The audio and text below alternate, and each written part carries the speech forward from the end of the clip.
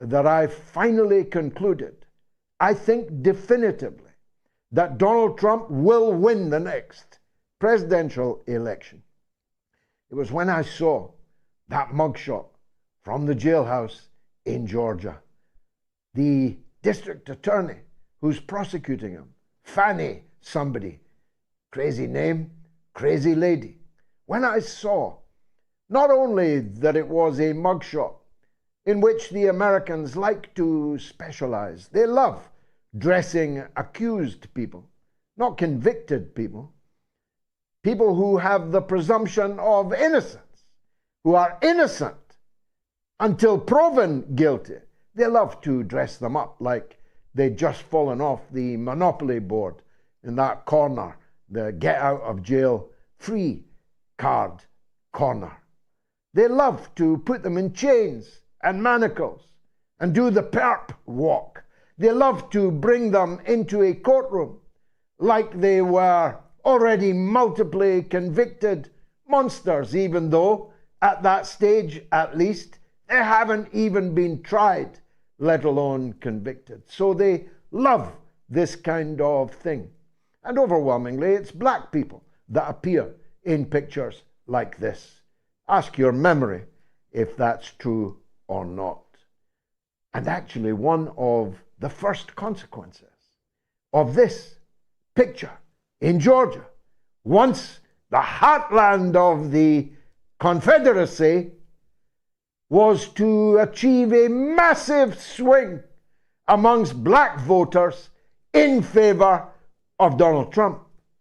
They saw in that picture something of their own lives or the lives of relatives or people that they know in their communities. And the internet has exploded with black people, some of them the most unlikely coves, saying they're getting behind Donald Trump. I won't use the N-word. They are entitled to use it, and most of them did.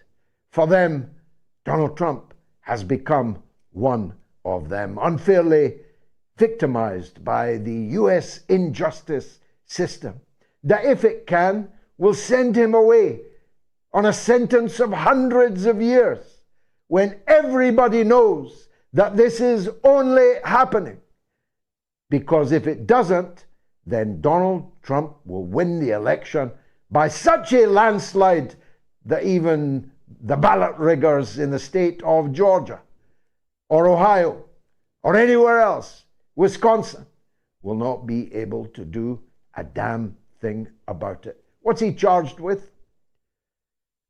He's charged with resisting the outcome of an election, with denying the outcome of an election, with believing, or at least pretending to believe, that the election result was different to the one that was published and implemented. But of course, there is scarcely a politician alive, including me, who has never believed and or opined that their election was stolen, that their election result should be overturned, that it was not genuine, that it was a fake, rigged election. That's what Trump claimed. Nixon claimed it in 1960 with some validity, that President Jack Kennedy, the best president they ever had stolen the election, or rather his father, in alliance with the mob in Chicago, who still run Chicago, had stolen it for him. Don't you recall Al Gore contesting the election of George W. Bush, again, with every justification? That election was stolen.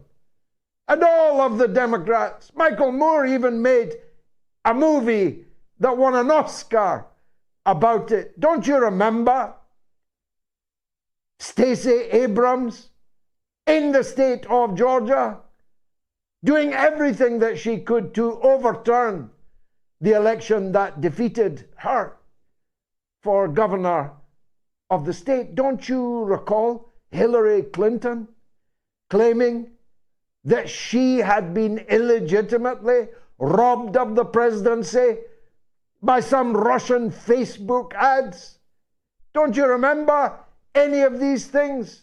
Don't you remember all these Democrats who insisted that Trump was not the legitimate president of the US, and they spent 4 years trying to force him out of it? How's that for denying the result of an election? How's that for seeking to reverse the outcome of an election and to put Trump on trial when he is ahead of Joe Biden in the public opinion polls, when he's ahead by up to 50 points of all other Republican nominees to fight Joe Biden?